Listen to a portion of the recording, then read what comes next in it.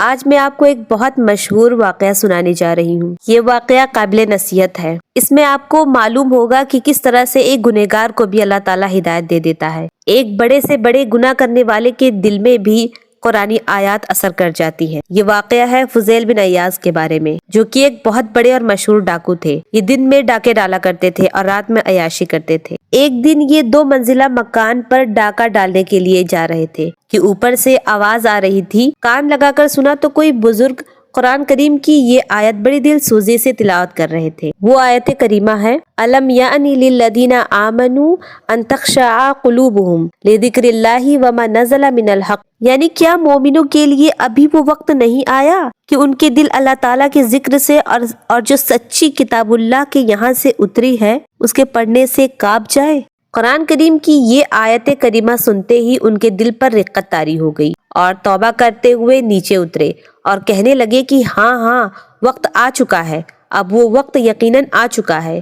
اسی کے بعد ان کو توبہ کرنے کی توفیق حاصل ہوئی اور ہمیشہ ہمیش کے لیے نہ صرف ڈاکہ ڈالنے کے برے کام سے تائب ہوئے بلکہ تمام جرم اور تمام گناہ سے توبہ کر لیا اور پھر ذکر الہی میں مشغول ہو گئے کہ دنیا کے نامور اولیاء اللہ میں آپ کا شمار ہوا اور آپ ایک بڑے درجہ کو پہنچ گئے۔ اسی سے متعلق ایک اور واقعہ ہے جو کہ آپ کو سننی چاہیے۔ جب نبی کریم صلی اللہ علیہ وسلم کی وفات ہوئی تو تمام صحابہ کرام گھبرا اٹھے۔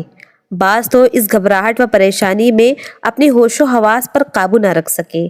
حضرت عمر رضی اللہ تعالیٰ عنہ کی حالت تو تمام صحابہ سے ابتر تھی۔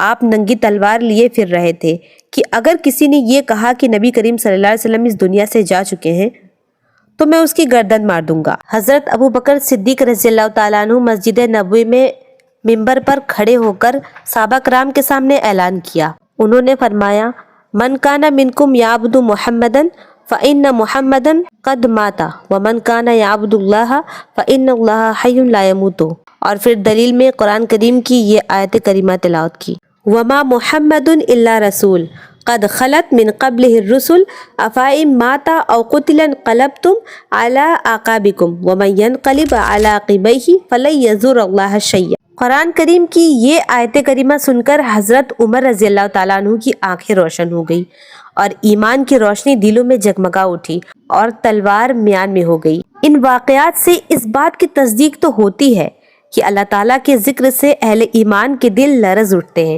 اور اللہ تعالیٰ کی آیتوں کو سننے سے ایمان اور یقین میں تازگی اور پختگی پیدا ہو جاتی ہے، یہاں تک کہ بڑے سے بڑا گناہ کرنے والا انسان بھی ہدایت کے راستے میں آ جاتا ہے، اس کے دل میں اللہ تعالیٰ کی آیتیں اثر کر جاتی ہیں۔ ایسے ہی بہت سے واقعات ہم آپ کو سنانا چاہتے ہیں، اسی لیے آپ ہمیں فالو کریں اور اسی طرح ہمیں سپورٹ کرتے رہیں۔